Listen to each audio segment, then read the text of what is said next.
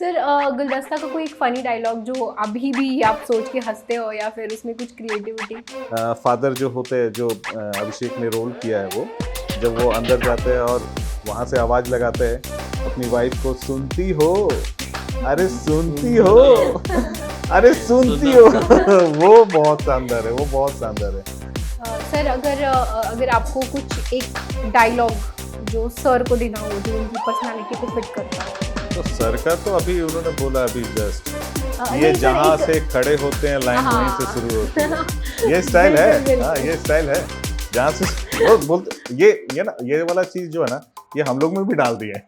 हमारे सारे जितने फैकल्टी मेंबर, हम लोग भी, तो हम लोग वो करते रहते हैं। वो बिल्डिंग में ये सब तमाशा होता है कि यहाँ से यहाँ पे अगर शुरू खड़े हो गए तो यहीं से लाइन शुरू हो गया। वो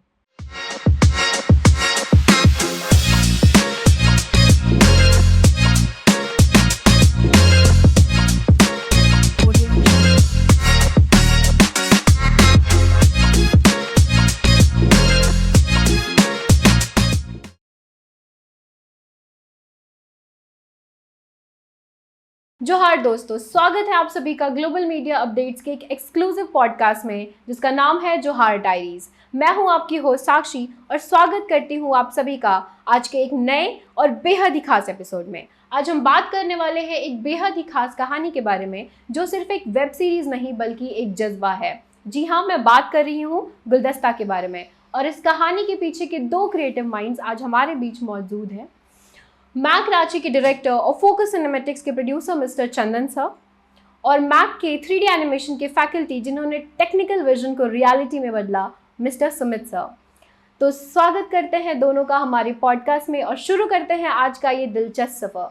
तो सबसे पहले तो sir, welcome to our podcast. कैसा लग रहा है रांची के टैलेंट्स को दुनिया के सामने लाते हुए? बहुत ही सबसे पहले Sakshi, really thank you for inviting both of us अपने इस चैनल में। एंड जो प्रोड जो ये टैलेंट का जो हब है, इट्स रियली मतलब बहुत ही अच्छा है और बहुत ही उम्दा है। यहाँ पे नो डाउट्स कि क्या बोलते हैं टैलेंट्स नहीं है, यहाँ पे टैलेंट्स भर भर के पड़े हुए हैं। अगर जैसे देखा जाए कि कहा जाता है कि डॉक्टर हर घर में हो जाते हैं कुछ ना कुछ, तो उसी तरह से टैलेंट्स भी उसी अंदाज में रहते हैं और उसी में ही रहते हैं। और सबसे ये चीज़ है कि यू गेट टू नो कि आप में अगर टैलेंट है तो हम खड़े हैं आपके प्लेटफॉर्म के लिए। No doubt, no doubt. Sir, ये गुलदस्ता का आइडिया कैसे आया? इसके पीछे का कॉन्सेप्ट टीम के साथ कैसे इवॉल्व हुआ? सबसे पहले ये कहना चाहूँगा साक्षी कि क्या होता है, ये जो गुलदस्ता का आइडिया है, ये हमारा पहला वेब सीरीज़ है और हम काफ़ी सालों से कुछ थीम पे चलना चाह रहे थे कि कुछ अच्छा एक स्क्रिप्ट मिल जाए, कुछ स्क्रिप्ट अपना ये हो जाए और उसके आधार पे हम अपना प्रोडक्शन का जो है काम किया जाए। तो अगर देखा जाए जर्नी कुछ सालों से, मुझे लगता है 4-5 साल लगा हमें गुलदस्ता खोजने में। और आखिरकार जब इस मोड़ पे आया और जब हमें एक बहुत ही सुंदर सा एक जब स्क्रिप्ट मिला, तो उस समय स्टार्टिंग में कुछ नाम ये नहीं था, बस एक स्क्रिप्ट था। और जब हमारी टीम के साथ बैठे हुए थे तो हमारे जो एक और टेक्निकल हैं महेश कुमार, उन्होंने ऐसे ही अपने मुंह से कह दिया गुलदस्ता कैसा रहेगा। तो बस वहीं से बात बनी। सुमित रंजन जो हैं उन्होंने ये कहा कि सर ऐसा है कि गुलदस्ता का नाम रखा जाए। और फिर मैंने फिर बैठा कि यार गुलदस्ता तो नाम तो बहुत ही प्यारा है, बहुत ही अच्छा है, लेकिन इसमें ख़ास क्या है। तो जब ख़ास के बारे में जब उन्होंने बताया, आई वाज रियली ग्लैड। और मैंने कहा कि हकीकत यही है, गुलदस्ता तो है, जो स्क्रिप्ट में जो मेंशन है डेफिनेटली ये गुलदस्ता ही है। मैं इसमें थोड़ा सा ऐड करूँगा। ये आपने बोला ना कि गुलदस्ता आपने कब सोचा, कब स्टार्ट हुआ। एक्चुअली मैक रांची जब हम लोग ने शुरुआत किया तो हम लोगों ने बहुत सारे 3D एनिमेशन बनाया, VFX बनाया और कुछ सालों के बाद हमें कुछ नहीं मिला, तो कुछ सालों के बाद जब हम लोगों ने थोड़ा और बेहतर बनाया तो हमें अवार्ड मिलना शुरू हो गया। तो सर का और हम लोगों का दिमाग में एक चीज़ था कि हम लोगों ने डीएफएम में कभी भी, जिसको डिजिटल फिल्म मेकिंग बोलते हैं, उसमें कभी भी हम लोगों ने कभी भी अवार्ड नहीं जीता। तो सर का भी ये था कि कुछ तो सर एक बनाना चाहिए जिससे हमारा वो एक जो बचा हुआ है ना उसमें भी कुछ करें। तो सबसे पहले बात हुआ कि सर हमारे पास कोई स्क्रिप्ट तो है नहीं, अपने पास एक्टर भी नहीं है। अभी क्या हम लोग ना एनिमेशन करते हैं, वीएफएक्स करते हैं, मतलब सिस्टम के सामने परफेक्ट है, लेकिन एक्टिंग के सामने तो नहीं है ना।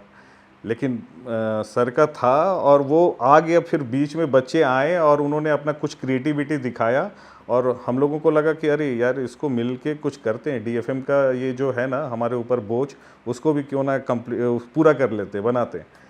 तो उस तरह उन्होंने स्क्रिप्ट लिखा, सर को दिखाया। सर का शुरू से जब मुझे इनके साथ जुड़े हुए मुझे लगता है 12-13 साल हो गया।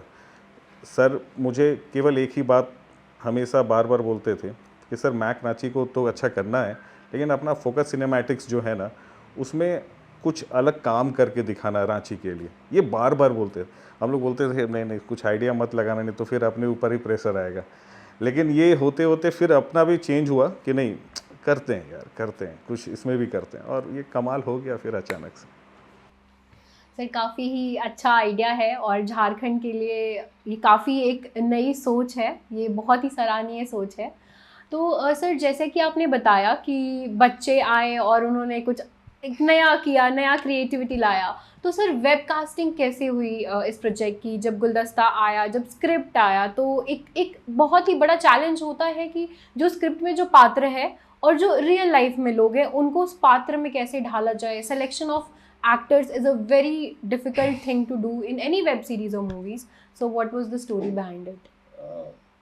इसमें मैं ये कहना चाहता हूँ, ये सब में हम लोग काफ़ी आगे रहते हैं क्योंकि हम लोग इसी फील्ड से हैं।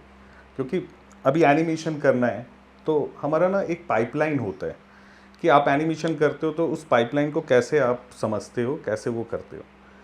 क्या था कि ये चीज़ हम 3D में कर रहे थे, सिस्टम में कर रहे थे, एक कैरेक्टर बना रहे थे, उस कैरेक्टर से हम जो चाहते थे वो कराते थे, उसको रुलाते थे, हंसाते थे, सब कुछ करते थे, लेकिन कभी भी एक रियल कैरेक्टर के साथ कभी ऐसा किया नहीं है। तो जब उन्होंने बहुत सारा, जब हम लोग साथ में मिले ना और कुछ एक्टिविटी और कुछ ऐसा बैठ के कर रहे हैं, तो पता चला कि यार ये अब निकल सकता है, इनमें है कुछ ना कुछ तो अलग अलग है। और उसके बाद जब उन्होंने स्क्रिप्ट हम लोगों को सुनाया और जब हम लोगों ने ऑडिशन लेना शुरू किया, बहुत सारा ऑडिशन हुआ, बहुत बहुत दिन तक चला, मुझे लगता है सर महीने भर हम लोगों का चला। हाँ, उसमें से फिर हम लोगों ने उसको फिर अलग किया, कुछ हम लोगों ने निकाला और फिर मिलके फिर हम लोगों ने देखा कि हाँ ये कैरेक्टर के साथ ये बंदा अच्छा जा सकता है। तो यहाँ से हम लोगों का ये बिल्कुल स्टार्ट हुआ। क्योंकि सबसे क्या था ना कि जो भी इस पे जो कैरेक्टर्स जो भी नेम थे, हमें उस हिसाब से एक परफेक्ट कैरेक्टर चाहिए था कि उसका जो है वो रोल निभा सके। तो ये चीज़ डेफिनेटली मंथ या उससे ज़्यादा ऊपर कह सकते हो लगा था। तो जब स्टार्ट हुआ तो हम बोले यार फील नहीं आ रहा, बट होता है क्या, नहीं गिव अप तो करना नहीं। जब आगे बढ़े हैं, स्टार्ट किया है, तो डेफिनेटली इसको करेंगे ही करेंगे, चाहे कुछ भी हो जाए। और फिर जब हमने स्टार्ट किया, जब कैरेक्टर्स मिले और जब उन्हें अपना कास्टिंग जब किया उन्होंने, तो वहाँ की नहीं, जो भी हमारे कैरेक्टर्स जो डिस्क्राइब किए हैं स्क्रिप्ट में वैसे ही के वैसे हैं और मज़ा आएगा लोगों को। बिल्कुल। और हम लोगों ने उनका ग्रोथ भी देखा। अभी आप एपिसोड 1 से अगर 2 पे जाओ तो आपको भी वो फील होगा कि अरे इनका बहुत अच्छा वो ग्रोथ हुआ है। तो कहीं ना कहीं हमें तो स्टार्ट करना था ना, बस उसको स्टार्ट कर दिया हम लोगों ने। सर वो तो हमने ट्रेलर में देखा, बहुत ही उम्दा एक्टिंग और ये सब देख के सर एक दिल में ना बहुत ही खुशी महसूस होती है कि जैसे झारखंड को देखा जाता है, अगर ये सिनेमेटिक्स हो गया या फिर कोई भी ऐसे प्रोडक्शन मीडिया हाउसेस हो गया फिर कुछ भी हो, तो वो थोड़ा झारखंड में ज़्यादा फोकस अपना नहीं करना चाहते। उनका जो एक रहता है हार्टली बेसिस की वो पैन इंडिया करें। तो झारखंड के बडिंग आर्टिस्ट के लिए ये एक बहुत ही अच्छा एक मौका है। तो सर आप क्या कुछ फ्यूचर विजन रखते हैं और फिर क्या कुछ नया फोकस सिनेमेटिक्स डिलीवर करने वाला है झारखंड के लिए? देखिए मैम, सबसे क्या है कि आप कुछ हटके करो, ठीक है। जो सब कुछ अगर सेम कर रहा है तो उसमें मज़ा नहीं है, तो कुछ हटके करोगे ना तो और मज़ा आएगा, and they will follow you. और एक अमिताभ बच्चन का मूवी था, आई डोंट, मतलब अभी तो आई एम रियली सॉरी, मतलब वो याद नहीं आ रहा है, कि जहाँ से हम खड़ा होते हैं लाइन वहीं से शुरुआत होती है, तो बी दैट थिंग। शहनशाह, आई गेस, मे बी शहनशाह, कालिया, कालिया, right, ओ या कालिया, कालिया। राइट। तो बट मेरा वो नहीं है, I don't want to be a proudy thing, but I want, हाँ, कि जो कुछ हट के करो और कुछ अलग करो, तो दैट पैटर्न्स फॉलो होता है, ट्रेंड निकलता है।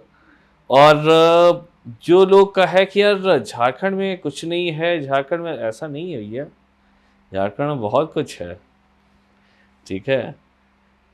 अगर पॉलिटिशियंस है तो कैरेक्टर्स भी हैं और टैलेंट्स भी भरे हुए हैं।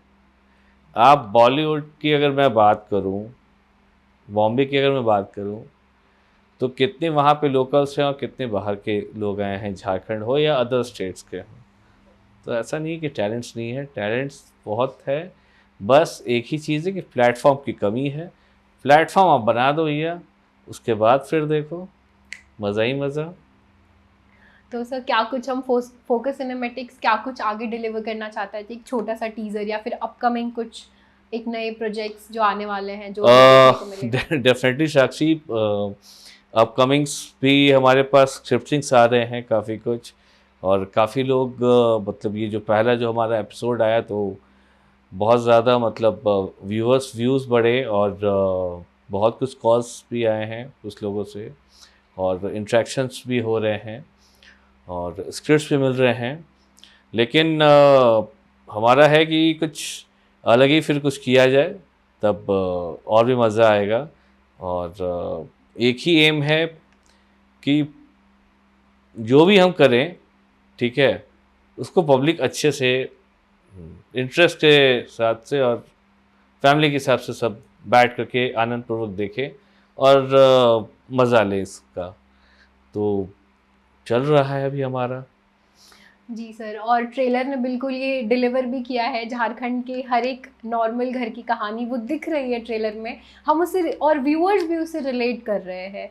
तो सुमित सर, मैं आपसे पूछना चाहूँगी कि एनिमेशन और वीएफएक्स का क्या रोल रहा गुलदस्ता में, और कैसे क्या चैलेंजेस आए, उसे आपने कोप अप कैसे किया? देखो, एनिमेशन और वीएफएक्स आज के डेट में बेसिक नीड्स बन चुके हैं। अगर मैं बोलूँ कि आप एनिमेशन और वीएफएक्स से घिरे हुए हो तो आप बोलोगे कि कैसे, तो आप मॉर्निंग पेपर से लेकर लास्ट आप टीवी भी देखते हो ना, तो सब उन्हीं का काम है। आपका अगर मोबाइल अभी रख ले तो आपको लगेगा कि मेरा तो लाइफ ही अलग हो गया। तो ये सब कुछ अब बेसिक नीड बन चुका है, आप उसके बिना रह नहीं सकते हो। अभी क्या है ना कि अगर वीएफएक्स का बात करो तो हम लोग ग्रीन क्रोमा, ब्लू क्रोमा, आप भी जानते हो, वो शूट करते हैं एंड देन फिर उसको सॉफ्टवेयर में ले जाकर उनको रिमूव करते हैं, बैकग्राउंड चेंज करते हैं, कलर करेक्शन करते हैं, क्योंकि लाइट का भी फ़र्क पड़ता है। अभी मैं इधर 4:40 हो रहा है, अगर मैं अभी शूट करता हूँ एंड 5 o'clock में अगर शूट करता हूँ तो दोनों का लाइट में थोड़ा सा आप देखो जर्क मिलेगा। तो ये जो भी काम होता है ना, ये सारा वीएफएक्स में ही काम होता है। जहाँ तक बात है, इसमें 3D एनिमेशन यूज़ नहीं हुआ, हम लोगों ने इसको स्टोरी बोर्ड में डेवलप किया था, जिसको हम लोग लेआउट बोलते हैं, कि अगर मेरा एक शॉट में ये फर्स्ट मेरा कैमरा ये होगा, देन यहाँ कैरेक्टर ये होंगे, सेकंड शॉट में क्या होगा, तो ये सब हम लोगों ने स्टोरी बोर्ड बनाया, जिससे वो जर्क ना लगे ना, कि कैरेक्टर इधर बैठा फिर अचानक से उधर गया तो आप बोलोगे अरे कैसे गया वो कैरेक्टर। तो ये पूरा स्टोरी बोर्ड हम लोगों ने 2D में बनाया, फिर उसको शूट किया। तो ये सारा कुछ प्रिंसिपल हमने इसमें यूज़ किया और वो थोड़ा अच्छा निकल कर आया। तो बिल्कुल, और व्यूअर्स को गुलदस्ता बहुत ही पसंद आने वाला है, ये मेरी गट फीलिंग है। तो चंदन सर, जैसे आपने बताया कि थोड़ा स्टार्टिंग में थोड़ा सा तो कुछ हेजिटेशन हुआ होगा कि जैसा कि आपने बताया झारखंड में उतनी अपॉर्चुनिटीज़ नहीं है, और जो भी व्यूअर्स माइंडसेट है या फिर कुछ भी है, तो गुलदस्ता बनाते वक्त कुछ एक गट फीलिंग या फिर जो रिस्क जो आपने एनालाइज किया होगा? हाँ, डेफिनेटली कुछ ऐसे पॉइंट्स थे जहाँ पे हम फेस कर रहे थे। सबसे पहला इम्पोर्टेंट था कि जैसे जो पेरेंट्स, वो सबसे बड़ा ये चीज़ है, क्योंकि आज के डेट में ये फैक्ट है कि पेरेंट्स चाहते हैं कुछ अच्छा सरकारी नौकरी या कुछ टॉप मोस्ट कंपनीज या कॉरपोरेट सेक्टर्स में मेरा बच्चा जाए, ये सब है। लेकिन उसके जो बच्चा है उसका जो क्या फील है वो चीज़ पे कभी गौर नहीं करते हैं। तो जब वेबकास्ट का टेलीकास्ट हो रहा था, जो कुछ सिलेक्शंस हुआ था, तो वहाँ पे हमें ये थोड़ा हेजिटेट हुआ था। जब मिला था, हमने कहा कि जब आप में टैलेंट है तो हम आपके साथ खड़े हैं, आपके पेरेंट्स से हम बात करेंगे। उनके पेरेंट्स से हमने बात किया, उन्हें हमने भरोसा दिलाया कि ये जिम्मेदारी हमारी है, और ज़रूरी नहीं है कि अगर एक फॉर एग्ज़ाम्पल मैंने बताया कि अगर आप चाहते हो कि आपका बेटा पायलट बने या इंजीनियरिंग बने, वो आपके हिसाब से तो बन तो जाएगा, लेकिन क्या वो अच्छा इंजीनियर या अच्छा पायलट या अच्छा डॉक्टर बन पाएगा कभी? आप अपने मोहल्ले में, अपने एरिया में बोलेगा मेरा बेटा डॉक्टर है तो पायलट है ये, लेकिन क्या वो बच्चा जो है वो इलाज या फिर इंजीनियरिंग का या कुछ भी है पायलट का कर पाएगा? नहीं, वो बहुत बड़ा रिग्रेट फील होगा। तो जो बच्चे में जो टैलेंट है आप उसको उभारो ना, आप उसको सपोर्ट करो, फिर देखो। मैं इसका जिम्मेदारी दे रहा हूँ कि अच्छा करेगा। तो पेरेंट्स ने भी भरोसा किया हम पे, और फिर आया हमें। और दूसरा था कि शूट के दौरान में कुछ वैसा था कि कहीं प्रशासन से या कुछ ये प्रॉब्लम नहीं हो जाए, लेकिन सभी ने कोऑपरेट किया, और कहीं नहीं, मतलब उधर कहीं हमें प्रॉब्लम नहीं हुआ। ये जो फेस था, ये चीज़ का थोड़ा सा था, क्योंकि इसमें भी मज़ा आया, ऐसा नहीं है, इसमें भी मज़ा आया जब पेरेंट्स को समझाया। जब हमसे बड़े हैं पेरेंट्स और हम उन्हें समझा रहे हैं, तो वो एक थोड़ा सा अलग फील आया। लेकिन जब उन्होंने हम पे भरोसा किया तो हमें लगा कि नहीं, भरोसे अगर किया है तो इन्हें कामयाब करके दिखाऊंगा। तो काफ़ी अच्छी सोच है, तो बहुत बिल्कुल। अच्छी सोच है। इंडिया में तो सर ये हम देख सकते हैं कि पेरेंट्स का एक माइंडसेट बन गया है, जैसे अगर बच्चा पीसीएम ले रहा है तो इंजीनियरिंग करेगा, एयरफोर्स में जाएगा, या फिर अगर बायो ले रहा है तो डॉक्टर बनेगा। तो यही सारी चीज़ें और चैलेंजेस है इंडिया में कि इन सब चीज़ों की वजह से कहीं ना कहीं जो टैलेंटेड माइंड्स है या फिर जो बच्चों के अंदर जो कैलिबर होता है वो सप्रेस हो जाता है। सबके पेरेंट्स, या फिर जो बोला जाता है कि not everybody is born with silver spoon in their mouth, तो सबके पेरेंट्स सपोर्ट नहीं करते हैं। जैसे कि अदिति वर्मा का जो पात्र प्ले कर रही हैं अंशिका प्रिया, उन्होंने भी बताया कि उनके पेरेंट्स उन्हें काफ़ी सपोर्ट मिला, शुरू में उन्हें भी समझाना पड़ा, तो फिर ये सारी चीज़ें हुई। और अभिषेक जी ने भी बताया कि कैसे उन्होंने अपने पेरेंट्स को समझाया और ये सारी चीज़ें शेयर करी। तो कहीं ना कहीं एक ये गुलदस्ता मैसेज डिलीवर कर रहा है झारखंड की जनता को कि आप अपने बच्चों को सपोर्ट करिए, भरोसा दिखाइए, और जैसे गुलदस्ता में सबको मौका मिल रहा है, क्या पता फोकस सिनेमैटिक्स कुछ और बड़ा pan Jharkhand pan India projects लेकर आए। तो अगर आप भी क्रिएटिव माइंड या फिर क्रिएटिव कैलिबर्स रखते हैं या फिर क्रिएटिव दुनिया से जुड़ना चाहते हैं, तो मैक एकेडमी आपके लिए हमेशा से खुला है। तो सर, जैसा कि जो पात्र प्ले हुए हैं गुलदस्ता में, तो वो उनकी कास्टिंग तो बहुत ही उम्दा है, बेहद ही उम्दा है। तो इसके पीछे, गुलदस्ता के पीछे कोई एक पर्सनल इंस्पिरेशन या फिर कुछ पर्सनल ऐसे टचेस जो फिर आपने जो फील किया होगा जो एग्जीक्यूट हुआ है इसमें? देखिए साक्षी, ऐसा है कि ये जो गुलदस्ता जो बना है ना, ये हर एक फैमिली के बेस पे है, ठीक है। और हर एक फैमिली को ये दिल पे छूने वाला ये स्क्रिप्ट है, ये कहानी है। मैं स्क्रिप्ट नहीं बोलूँगा, मैं कहानी बोलूँगा। अगर आप इसको आप देखोगे पेरेंट्स के साथ, सबसे पहले तो ये जो गुलदस्ता है ये फैमिली के साथ बैठ कर के देख सकते हो, ठीक है। आप फ्रेंड के साथ बैठ कर, आप किसी के साथ बैठ कर सकते हो, आप इवन जब फैमिली के साथ बैठ कर सकते हो, आप किसी के साथ भी बैठ कर देख सकते हो। ये उस तरह से हमने बनाया है। दूसरा चीज़ है कि ये सिर्फ झारखंड के बेस पे नहीं है, ये हर एक फैमिली, चाहे वो ईस्ट का हो, चाहे वो वेस्ट का हो, या नॉर्थ का हो, या साउथ का हो, या कहीं का भी हो, ये हर एक फैमिली के ऊपर ये बेस्ड बनाया गया है। और दूसरी चीज़ है कि ये जब स्क्रिप्टिंग हुई थी, तो स्क्रिप्टिंग जब होती है तो बहुत कुछ R&D किया जाता है। तो R&D जब होता है तब फिर तब ये कॉन्सेप्ट आता है कि इस तरह का बनाया जाएगा, तो डेफिनेटली फैमिली को बहुत पसंद आएगा। और इसी से जो हमारे जो स्क्रिप्ट राइटर जो है उन्होंने लिखा, और जब हमने दिखाया, टीम के साथ बैठा, तो फिर हमने इसको डन किया और हमने कहा कि डेफिनेटली ये बहुत अच्छा जाएगा। सुमित सर, मैक रांची को सिर्फ एक इंस्टीट्यूट ही नहीं बल्कि आप लोग उसे एक लॉन्च पैड बना रहे हैं, तो क्या कुछ लग रहा है ये सारी चीज़ों को फील करके प्राउड, या फिर ये जर्नी कैसी रही, क्या कुछ आप शेयर करना चाहेंगे? बिल्कुल, बहुत शानदार। अभी क्या है ना कि मैक रांची फोकस सिनेमैटिक्स दो अलग अलग नहीं है। एक्चुअली जब भी हम फ्रेंचाइजी लेते हैं ना, तो हमें एक कंपनी बनाना होता है और वो कंपनी उनके साथ टाई अप करती है। तो फोकस सिनेमैटिक्स जो है वो मैक रांची का ही एक पार्ट है। और हम लोग ये जो बना रहे हैं ये कई सालों से बनाते हैं, कंपटीशन कई सालों से हो रहा है। अगर आप बोलो हमारा कंपटीशन 24 FPS है, या फिर हमारा बहुत सारा इंटरनल कंपटीशन होता है, MCL है, ये कंपटीशन हम लोग कर रहे हैं।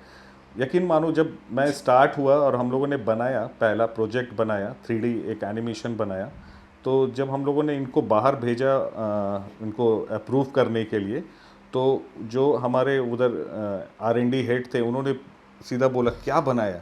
हमें लगा वो कुछ अलग बनाया क्या, नहीं, बोले बहुत बेकार बनाया। तो ये हालत था। उसके बाद ये नहीं कि हम लोगों ने छोड़ा, फिर बोला ठीक है उससे बेहतर करेंगे। फिर उसके बाद बेस्ट जोरी अवार्ड, सिल्वर अवार्ड, अभी AI का कंपटीशन हुआ ऑल ओवर इंडिया में, हम लोगों ने पूरा 2nd position all over India में बनाया। बिरसा मुंडा और हमारा एकलव्य पे वो अवार्ड जीता हम लोगों ने। चंबल फिल्म फेस्टिवल में हम लोगों ने इस बार 10 अवार्ड जीता। तो बिल्कुल ये आपको ना, एक बोलते ना, ये आपको बूस्ट करता है। ये चीज़ क्या होता है कि आप काम करते हो और उसके बदले आपको अगर रिवॉर्ड मिलता है तो आपको लगता है कि हाँ सही ट्रैक पे चल रहा है। नहीं तो अगर आपको अवार्ड नहीं मिले तो स्टूडेंट भी आप पे शक करने लगेंगे कि सही पढ़ा रहे या नहीं पढ़ा रहे, ऐसा भी होता है। ये हम लोग वो सब मतलब इससे निकलते हैं। लेकिन यकीन मानो, जिस दिन आप अच्छा करते हो और सब उसके लिए क्लैपिंग करते हैं तो आपको बहुत अच्छा लगता है। तो हम चाहेंगे कि हमेशा ये क्लैपिंग होता रहे। सब बिल्कुल। सो OTT प्लेटफॉर्म्स आजकल छोटे शहरों की स्टोरीज़ को ज़्यादा कवर अप कर रहे हैं, तो सर क्या आपको लगता है कि ये अभी कुछ एक पैन इंडिया, एक कुछ फोकस सिनेमैटिक्स और मैक कुछ लेकर आने वाला है जो एक झारखंड की स्टोरी को पैन इंडिया लेवल पर लेकर के जाए? डेफिनेटली साक्षी, क्योंकि जिस हिसाब से हमने ये गुलदस्ता को बनाया है ना, तो इसको हम कॉन्फिडेंट थोड़ा हमें आ रहा है कि आगे जा कर के हम इसी को ही हम पैन इंडिया में लाएं और OTT प्लेटफॉर्म पे आएँ, और कुछ वैसा और भी स्टोरी हम लेके आएँ जो झारखंड के जो मतलब हैं उसके बेस्ड पे, या कुछ अलग कुछ पे लाए। सबसे ये है कि क्या बोलते हैं, जो OTT प्लेटफॉर्म अगर देखा जाए ना, आज के डेट में सबसे ज़्यादा सबसे ज़्यादा अगर देखा जाए तो सबसे टॉप 1 पे चल रहा है, क्योंकि ये OTT प्लेटफॉर्म हर किसी के मोबाइल पे रहता ही रहता है। ट्रैवलिंग के टाइम में या फिर कुछ भी करके टाइम में आपको मिल जाता है, तो है। अभी मैं सर का थोड़ा सा ऐड करता हूँ। वो हिट होने का कारण है ना, सबसे बड़ा कारण है कि आप कितने जल्दी आपकी स्टोरी कितने जल्दी सबसे कनेक्ट होता है। ये बड़ा इंपॉर्टेंट होता है। आप बोल रहे हो ना छोटे छोटे शहरों का वो चल रहा वो स्टोरी दिखाते हैं, क्योंकि ना वो बड़ा दिल को कनेक्ट करता है। वो लगता है अरे ये तो हमारा ही स्टोरी है, ये तो मेरे घर पे भी ऐसा होता है। तो मैं एक चीज़ क्लियर कर दे रहा हूँ कि गुलदस्ता हमारा पहला वेब सीरीज़ है, लेकिन ये आखिरी नहीं है, ये शुरुआत है। इससे हम लोग सीख रहे हैं कि हम क्या गलती कर रहे हैं, क्या हमें सुधारना है। जैसे हमने बताया ना कि पहला बनाया तो हमने बहुत गाली सुना, ठीक है, लेकिन उसके बाद अवार्ड जीत के दिखाया। तो सिंपल सा है, ये हमारा पहला है, लेकिन अंतिम नहीं, अंतिम तो अभी बाकी है। तो सर ये गुलदस्ता जैसे कि एक फैमिली ड्रामा वेब सीरीज़ है, तो अगर हम इंडिया में देखें तो आजकल बहुत ही ज़्यादा एडल्टरेटेड कंटेंट्स हमें देखने को मिल रहे हैं, जहाँ पे आप अपने परिवार के साथ बैठकर कोई भी स्टोरीज़ को नहीं देख सकते हैं। आजकल एक एडल्टरेटेड कंटेंट सर्व करना एक नया ट्रेंड बन गया है। मैं कोई भी एक इंडस्ट्री को टारगेट नहीं करूँगी बिकॉज़ ये थोड़ा कंट्रोवर्शियल हो जाएगा, बट इंडिया में ये चीज़ें हो रही हैं। तो सर इस पे आपके क्या विचार है कि क्यों ऐसा एक क्या हो गया है कि हम साथ साथ हैं और ये ऐसी मूवीज़ जो फैमिली के साथ देखते थे हम लोग, अब वो एक एडल्टरेटेड जोन में शिफ्ट हो रहा है। आपका इस पे क्या विचार है? मैम साक्षी, एक चीज़ अगर आप देखोगे, ट्रेंड हमेशा चेंज होते रहता है, सर्कुलेट होते रहता है, ठीक है। ये जनरेशन वाइज चेंज होते रहता है। कुछ जनरेशन है कि आजकल उन लोग को अल्ट्राइजेशन पसंद है, ठीक है, तो उस पर ज़्यादा फिल्म बन रहा है, उस पर ज़्यादा प्रमोट हो रहा है और उसको ज़्यादा लाइक सब्सक्राइब किया जा रहा है। और जो आपने जैसे कहा कि हम साथ साथ हैं या फिर बागबान जैसे हैं, वो भी एक टाइम था जो कि अच्छा सब्सक्रिप्शंस हुआ थे, व्यूअर्स अच्छे बढ़े थे। तो ज़रूरी नहीं है कि हमेशा वही रहेगा, कुछ आप अलग रखो कि क्या होता है, ताकि फैमिली के साथ बैठ कर तो देख लो। और जो फैमिली के साथ बैठ कर देखने मज़ा है, जब इकट्ठे जब सोफ़ा पे दादा दादी, पापा मम्मी, बच्चे, चाचा चाची, या फिर अगर ऐसे ही जो सिंगल पेरेंट्स हैं या उस तरह के जो हैं सिर्फ पापा मम्मी जो हैं सब, उनके साथ बैठे हुए तो एक अलग ही आपको अंदाज़ मिलता है और बहुत कुछ मूवीज़ से आपको सीखने को मिलता है। और सबसे ये चीज़ है कि क्या कहते हैं, आपके फादर भी एक संस्कार, सबसे मेन होता है संस्कार क्या होता है, मिलता है वो चीज़ का है। सर भारत जैसे देश के लिए तो संस्कार ही कोर वैल्यू और बेस है हमारे। बिल्कुल। सर क्या आपको लगता है कि ये सारे जो एडल्टरेटेड कंटेंट्स जो शिफ्ट हुए हैं हमारे कंट्री में, तो क्या आपको लगता है कि ये कहीं ना कहीं एक हॉलीवुड का इन्फ्लुएंस है या फिर हॉलीवुड अडेप्टेशन की ओर भाग रहे हैं लोग? देखो, मैं इसमें छोटा सा चीज़ बता रहा हूँ। आप जैसे बात कर रहे हो ना, ये एक्चुअली ये फास्ट फूड के जैसा है। ज़्यादा खाओगे ना बहुत तकलीफ़ होगा शरीर में, है ना। ये अगर घर का ही आप खाना खाओगे तो बेहतर होगा। तो ये प्रॉब्लम है, आप ज़्यादा दिन इससे टिक नहीं सकते हो। तो ये चल रहा है, लेकिन ये हमेशा नहीं चलेगा, क्योंकि इंसान को ना कहीं फिर से थोड़ा सुकून चाहिए ना, और वो सुकून नहीं देता है। वो आपको फिर ये छोटा छोटा चीज़ जो है ना, यही आपको देता है। आप अपने मम्मी पापा से पूछोगे कि अभी का लाइफ बेहतर है या पहले का, वो बोलेंगे पहले का लाइफ बेहतर है, जहाँ पे टीवी नहीं था, जहाँ पे ज़्यादा ये नहीं था, हम लोग सब मिलते थे, बात करते थे, खेलते थे, वो बेहतर था। अभी तो बोलेंगे तुम लोगों ने तो वो मिस किया वो चीज़, है ना। ये तो बिल्कुल ये थोड़ा दिन वाला है, वो फास्ट फूड वाला, मतलब ज़्यादा खाओ तो डॉक्टर के पास जाना पड़ेगा, ये तकलीफ़ देगा ही देगा। तो फिर आपको आप लौट चले वो वाला आएगा, फिर से बैक होंगे हम लोग, तो बिल्कुल बैक होंगे। और आप देखो, अगर इस तरह का हम लोग जो बना रहे हैं ना सीरीज़, और भी बहुत सारे हैं, मैं नाम नहीं ले रहा हूँ, लेकिन आप जानते हो वो सब सीरीज़ में कुछ भी ऐसा नहीं है, लेकिन बहुत बेहतर है, बहुत ही बेहतर है, तो वो बहुत अच्छा है। तो ये हमारा सीरीज़ भी वैसा है जो आपको बहुत सुकून देगा। सर अगर देखा जाए तो सिनेमा एक कड़ी है जो एक प्रेजेंट जनरेशन को पास्ट जनरेशन से जोड़ती है थ्रू बिल्कुल। हिस्टोरिकल मूवीज़ या फिर ये सारी चीज़ें। तो सर क्या गुलदस्ता सिर्फ एक फैमिली ड्रामा वेब सीरीज़ या फिर एक जॉनरा पे शिफ्टेड है, या फिर कुछ झारखंड की जो इतिहास रही है या फिर जो ऐसी कहानियाँ रही हैं जो आज के युवा को मोटिवेट कर सकती है, जैसे कि अभी हमने देखा भी हाल फिलहाल की मूवी रही है छावा, जिसमें बहुत ही मतलब जो हमने अपने पास्ट एक्सपीरियंसेस को देखा और हिस्ट्री को जाना। तो सर क्या गुलदस्ता भी कुछ ऐसा कंटेंट या फिर कुछ ऐसी चीज़ें डिलीवर करने वाला है जो झारखंड की हिस्ट्री को इलाबोरेट करे? देखिए देखो साक्षी, सबसे क्या है कि ये जो सीरीज़ है ये कोई स्टेट को नहीं कर रहा है, ठीक है, ये फैमिली को कनेक्ट कर रहा है, ठीक है, क्योंकि फैमिली मोस्ट इम्पॉर्टेंट होते हैं। पहला पे फैमिली आता है तब बाकी बात की जाती है। तो अगर आप एक फैमिली से जब आप कनेक्ट होते हो, फॉर एग्जांपल मैं बात करूँगा कि जब घर पे शादी होती है और आपके रिश्तेदार आते हैं, तो वो जो समय जो रहता है ना, वो इतना मज़ेदार रहता है। अपने मौसी से, अपने मौसी के बेटा या बेटी से भी जब मिलते हैं, हंसी मजाक होती है, हाय पूरा होता है घर पे, मतलब खुशियों की गूंज जो रहती है। सर 3D एनिमेशन सीखने के लिए बिगनर्स को आप क्या टिप्स देना चाहेंगे, या फिर उनके अंदर क्या एक जनरली मिथ्स देखी जाती है, या फिर जो भी स्टूडेंट्स जो इस फील्ड में आना चाहते हैं तो उनके लिए एक करियर गाइडलाइन आप क्या देना चाहेंगे? 3D एनिमेशन सीखने के लिए आपको अलग अलग सॉफ्टवेयर का हेल्प होता है, लेना पड़ता है। लेकिन सबसे इम्पॉर्टेंट उसमें होता है प्री प्रोडक्शन। पहले आप प्री प्रोडक्शन करते हो, जिसमें आप थोड़ा स्केचिंग सीखते हो, थोड़ा storyboard, clay modelling, clay से मॉडल बनाना, एंड स्टॉप मोशन मतलब हर फ्रेम का, हर एनिमेशन का एक एक फ्रेम लेना। तो ये प्री प्रोडक्शन जैसा आपका स्ट्रांग होता है ना, ये बेस होता है।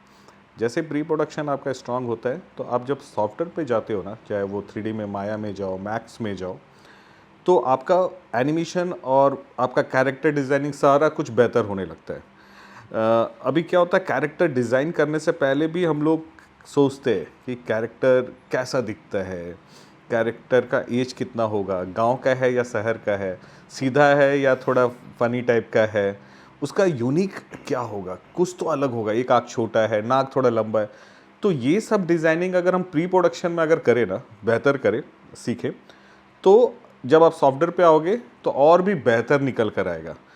तो बहुत अच्छा फील्ड है, बहुत बढ़िया फील्ड है, और यकीन मानो हम वो बनाते हैं जो रियल लाइफ में होता नहीं है, और एक तरह से हम उसको सब कुछ करवाते हैं जो हम चाहते हैं।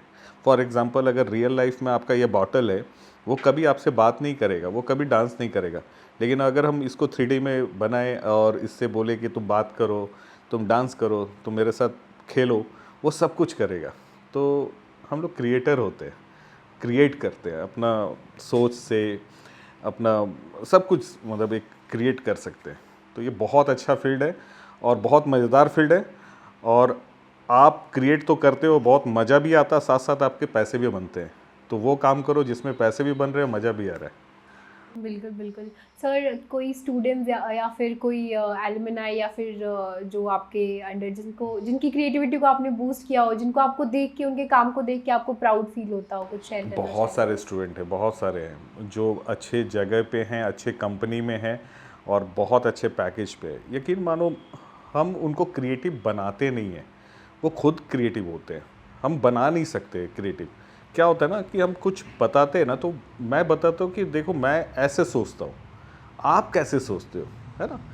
तो जब उनको भी पता चलता है अच्छा मैं कुछ अलग तरह से बनाता हूँ, कुछ ऐसे बनाता हूँ, तो उनका सबके अंदर क्रिएटिविटी। कोई भी अगर आप बोलोगे ना, कोई बंदा इंसान जिसमें क्रिएटिविटी नहीं है तो वो बिल्कुल गलत है। हर इंसान में क्रिएटिविटी होता है, उनको बस बताना पड़ता है कि आपका वो क्रिएटिव जो है आप उसको निकालो, बाहर निकालो।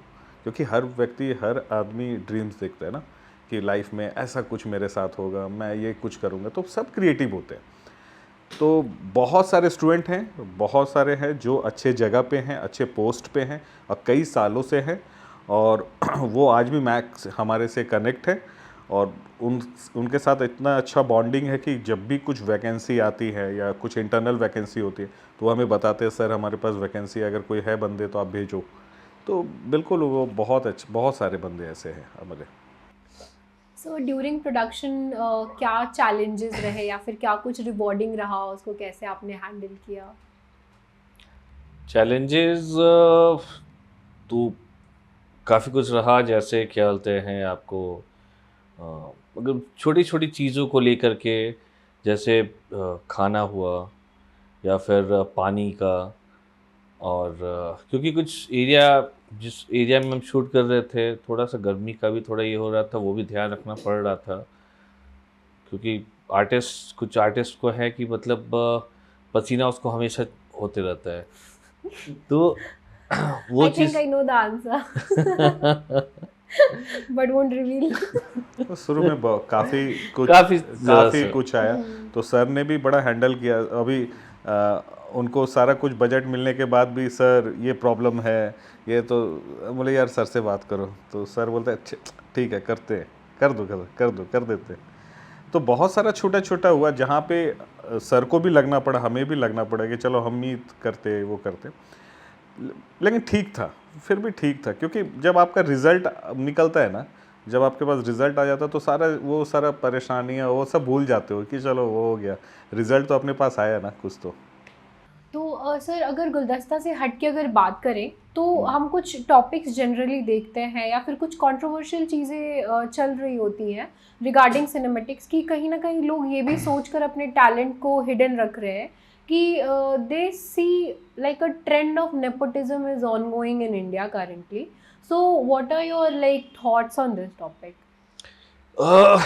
साक्षी, द थिंग इज दैट ना, ये नेपोटिज्म को हटाने के लिए ये OTT प्लेटफॉर्म का शुरुआत हुआ है। ठीक है, कहा जाता है कि आप हमेशा बिग नहीं रह सकते हो,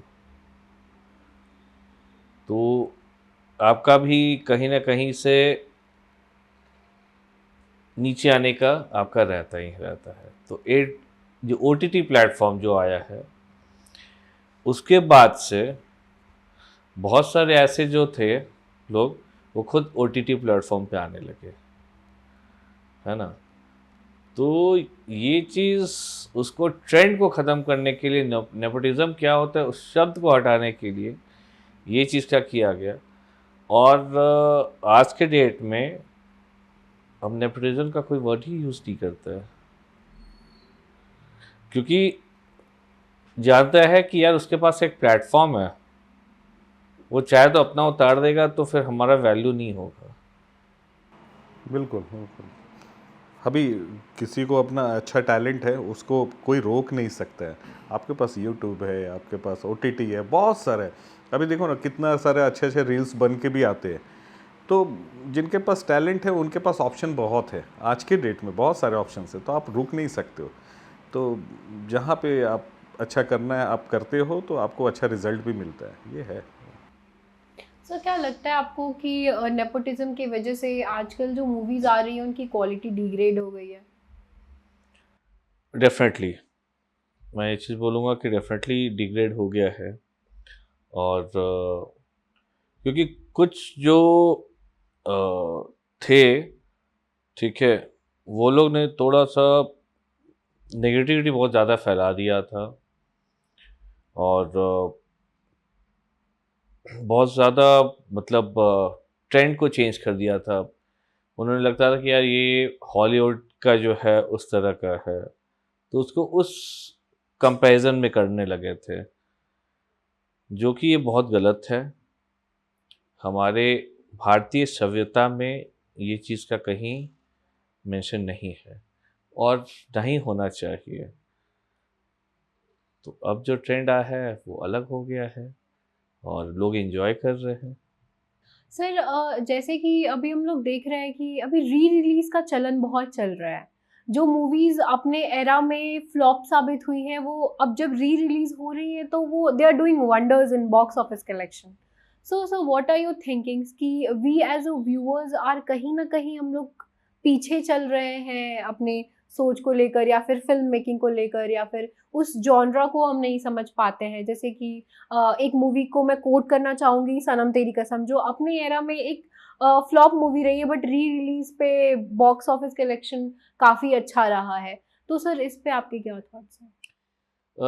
साक्षी, होता क्या है ना कि कोई कोई पुराने गाने, अगर मैं एग्जांपल लूँ, कोई कोई पुराने गाने उतना सुनने में आज के जो ट्रेंड में, मतलब आज के जो बच्चे हैं वो उतने पुराने गाने अगर सुना दो तो मज़ा नहीं लेते हैं। लेकिन उसी को ही आज के जनरेशन में अगर कोई सुना रहा है थोड़ा रिमिक्स करके, ठीक है, तो वो फिर देखो ट्रेंड बढ़ते गया है. तो उसी तरह से जो आपने जो एक मूवी का नाम लिया था उसको रीट्रेंड करके जो किया तो वो फिर लिस्ट होने लगा है.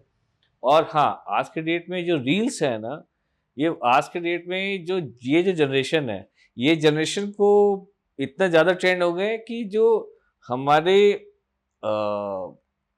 फादर या चाचा या उस तरह के, वो लोग अब इसमें घुस गए हैं. वो लोग अब रील बना रहे हैं और वो लोग का ज़्यादा व्यूइंग बढ़ रहा है. और ये फैक्ट है. आप यूट्यूब में या सॉरी जो इंस्टाग्राम में आप रील्स देखो, बुढ़ा लोग के जो होते हैं वो ज़्यादा निकलने लगते हैं. और ये इसमें एक चीज़ और है, बड़ा इम्पोर्टेंट चीज़ है कि अभी का जनरेशन को कोई भी रिजल्ट ना बड़ा फास्ट चाहिए. पहले टेस्ट मैच होता था, अभी टेस्ट मैच में कोई इंटरेस्ट नहीं लेता. आप स्टेडियम जाके देखोगे सारा खाली है. वनडे ठीक है, आज क्या चल रहा है, 2020 चल रहा है, एक टाइम और आएगा 10-10 वाला चलेगा. ऐसा मतलब रील्स क्या है, आपको तुरंत देखना है, छोटा सा है, थोड़ा देखो खत्म, फिर दूसरा देखो. ये फास्ट वाला ये है, ये जनरेशन का कि उनको तुरंत रिजल्ट चाहिए. तो ये रील्स वाला चीज़ चलेगा, ये तो चल ही रहा है उनका. ये है सबसे ये चीज़ है कि टेक्नोलॉजी बढ़ रहा है, तो जब टेक्नोलॉजी बढ़ रहा है तो हमें भी उस हिसाब से बढ़ना ही होगा. तो सेम चीज़ है कि जब रील्स आ रहा है तो हमें भी कुछ ना कुछ करना होगा. जी सर, बिल्कुल सर. जैसा कि देख सकते हैं कि अभी एक रील्स एक बहुत ही बड़ा प्लेटफॉर्म बन रहा है जहाँ पे बड़े से बड़े बॉलीवुड सेलेब्स या फिर अपनी मूवीज़ को, अपने सॉन्ग्स को प्रमोट कर रहे हैं. और कहीं ना कहीं ये रील एक हम कह सकते हैं कि हर घर में, जैसा कि आपने अभी बताया कि बूढ़ों से लेके जवान तक रील्स देख रहे हैं, तो ये एक बहुत ही अच्छा माध्यम है किसी भी सॉन्ग को या फिर मूवी को बहुत ही बड़े लेवल पे प्रमोट करने के लिए. और ये एक अच्छी प्रमोशनल स्ट्रैटेजी है जिसमें इनपुट कम है और आउटपुट बहुत ज़्यादा है. तो सर जैसा कि आपने बताया कि अभी आज की जनरेशन में पेशेंस बहुत कम हो गया है, और ये बिल्कुल सही है. Being part of this generation, Gen Z generation, I totally relate to it. Sir कहीं ना कहीं ये जो रील्स का जो इंट्रोडक्शन हुआ है, और जब से ये 30 सेकेंड वीडियोस का इंट्रोडक्शन हुआ है, फिर यूट्यूब शॉर्ट्स का जो इंट्रोडक्शन हुआ है, क्या आपको लगता है कि जो लॉन्गर फॉर्मेट की जो वीडियोस हैं वो अब इग्नोर होने लग गए हैं, या फिर लोग उतना देख नहीं पा रहे हैं, या फिर देखना नहीं चाहते, या फिर स्किप कर लेते हैं, या फिर 2x स्पीड पे लगा देते हैं?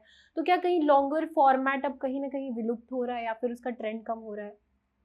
आप एक चीज़ आप देखोगे कि पहले जो मूवीज़ बनता था वो मुझे लगता है 3-4 घंटे का मूवीज़ होता था.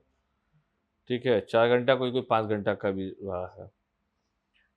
तो लोगों के पास उस समय के समय हुआ करता था. लेकिन आज के टाइम में मूवीज़ 1.5 या 2 घंटे में ख़त्म हो जाता है, या 1.5 क्यों? क्योंकि लोगों के पास समय नहीं है कि भाई उतना देर बैठ करके देख सकें. सबसे पहले तो एक जो ऑफिस गोइंग पर्सन है, ठीक है, वो मंडे टू सैटरडे जॉब पे रहता है या मंडे टू फ्राइडे जॉब पे रहता है. सैटरडे संडे मिलता है तो वाइफ के साथ चलो घूम के आते हैं या मूवी देख करके आते हैं. तो जाता है तो सोचता है कि चलो ठीक है, मूवी देख लिए, 1-2 घंटा रहे, अपना आए, खाना वाना खाए, घर पे आके सो गए. वो भी नहीं चाहेगा कि 5 घंटे तक बैठा के रखें. तो शॉर्टर पीरियड जो है वो आप, एक सबसे इम्पॉर्टेंट चीज़ है कि अगर आप शॉर्ट कुछ भी आप बना रहे हो ना, तो मैसेज ऐसा डिलीवर करो ताकि लोग को वो चीज़ हिट कर जाए. तो ट्रेंड अब ये है. बिल्कुल. अगर आप एक अच्छा स्टोरी है ना, वो 1 मिनट में भी बन सकता है और वो 1 घंटे में भी बन सकता है। तो आपका स्टोरी कितना दमदार है वो डिपेंड करता है कि आपका रील कितना स्ट्रांग है। और सर ने जैसे बोला ना 4 घंटे नहीं दे सकते, क्योंकि 4 घंटे अगर देंगे तो फिर कपड़ा घर में कौन धोएगा। तो ये बड़ा है, अभी टाइम का बहुत कमी है। Time is money. सर जैसा कि ये फिल्म मेकिंग का आपका जो इंटरेस्ट रहा है, या फिर when you decided that you want to go in this field, इस करियर में आप जाना चाहते हो, या फिर आपने इंटरेस्ट को कैसे पहचाना और क्या कुछ करा इसके लिए? साक्षी, जब मैंने ये स्टार्ट किया था मैक, तो आई वाज मैं दिल्ली में जॉब करता था और काफ़ी टाइम से जॉब कर रहा था। उसके बाद फिर हुआ कि नहीं, अब अपने शहर लौटना चाहिए। जब लौट के जब माना था तो ये था कि कुछ नया चीज़ किया जाए। फिर काफ़ी कुछ गो थ्रू किया। तो मेरा एक फ्रेंड है, उससे जब डिस्कस किया तो उसने कहा कि यार ये स्टार्ट करते हैं, दैट विल बी बहुत अच्छा। मैं ठीक है, मैंने उसको काफ़ी कुछ पढ़ा वढ़ा। I went to their head office कि ऐसा ऐसा है, मुझे करना है। ठीक है, तो जो भी प्रोसेस किया हमने, जब स्टार्ट किया तो स्टार्टिंग के टाइम में बहुत ज़्यादा मुझे प्रॉब्लम्स फेस किया हूँ। लेकिन मुझे ये था कि ये जो है ट्रेंड, ये बहुत अच्छा है और आने वाले टाइम में इसी का ट्रेंड होने वाला है, इसी का ही होने वाला, बिकॉज बिना इसके आप कुछ नहीं हो। तो ये जब हमने किया और ये सब किया, तो उसके बाद से ही जब सर से भी जुड़ा और एक और हिम्मत आने लगा। एंड देन फिर उसके कुछ साल के बाद से ही हुआ कि सर ये तो कर रहे हैं, अच्छी बात है, कुछ इसके हट के कुछ प्रोडक्शन का काम करना है। और एक चीज़ और है कि हमने एक मूवी का भी काम हमने किया है रांची में। बॉलीवुड का जो मूवी है उसका भी काम हमने, उसका 2 पार्ट जो है, 2 पार्ट का काम हमने किया है। जब किया था तो हमें और थोड़ा सा भरोसा हुआ। और बाकी तो एनिमेटेड शॉट बनाते थे ही। तो ये रहा कि यार ये सब तो कर रहे हैं, अब तक प्रोडक्शन कब करना होगा, क्योंकि अब तक जब प्रोडक्शन करेंगे सर तो एक अलग ही एक फेम तो मिलेगा ही मिलेगा, सबसे है कॉन्फिडेंट मिलेगा। और दूसरा चीज़ है कि क्या बोलते हैं, लोगों को इंटरेस्ट आएगा, लोगों को इंटरेस्ट आएगा, ये फील्ड के बारे में लोग जानेंगे, पहचानेंगे। और क्योंकि ये ऐसा नहीं है कि आपको सीरियसली पढ़ाई करना है, इसका जो नाम ही हो मीडिया एंड एंटरटेनमेंट, एंटरटेनमेंट हो गया मस्ती के साथ में। आप जितना पढ़ाई नहीं करोगे उससे ज़्यादा इसके साथ मस्ती करोगे और उसी में आप सीखते भी हो। तो उसके बाद फिर हमारा ये जर्नी स्टार्ट हुआ और थैंक्स टू माय टीम जो पूरा सपोर्ट में रहे, और हमने ये स्टार्ट किया प्रोडक्शन। बहुत ही अच्छी सोच है और बहुत ही इंस्पिरेशनल है ये। तो सर ये सब सुन के तो बहुत ही अच्छा लगा। तो सुमित सर, आपसे भी मेरा सेम क्वेश्चन है कि when was that time when you decided I want to go in this field, do something for Ranchi people and to collaborate and deliver Guldasta like projects? Actually मैंने ये मुझे याद है 2003 में मैंने ये पढ़ाई स्टार्ट किया दिल्ली में। उसके बाद 2005 में मेरा फर्स्ट जॉब हुआ। ठीक है, दिल्ली में ही जॉब हुआ। उसके बाद मेरी शादी हुई तो फिर उसके बाद वाइफ के भी जॉब लगा, वो ट्रांसफ़र इधर झारखंड के लिए हुआ कि वो बैंक में, तो झारखंड में उनका पोस्टिंग हुआ। तो मेरा या इधर क्या हुआ कि मुझे लगा कि भाई मैं क्या करूँगा फिर इधर झारखंड में, क्योंकि इधर तो ऑप्शन है नहीं अपने पास ज़्यादा। तो फिर मैं सोचा कि चलो अभी प्रोडक्शन में तो काम किया मैंने, एडुकॉम ये सब कंपनी में मैंने एज ए टीएल काम किया वहाँ पे स्मार्ट स्कूल में। और उसके बाद जब इधर का हुआ तो मुझे लगा कि मुझे तो फैकल्टी के अलावा इधर प्रोडक्शन में तो इधर है नहीं है रांची में।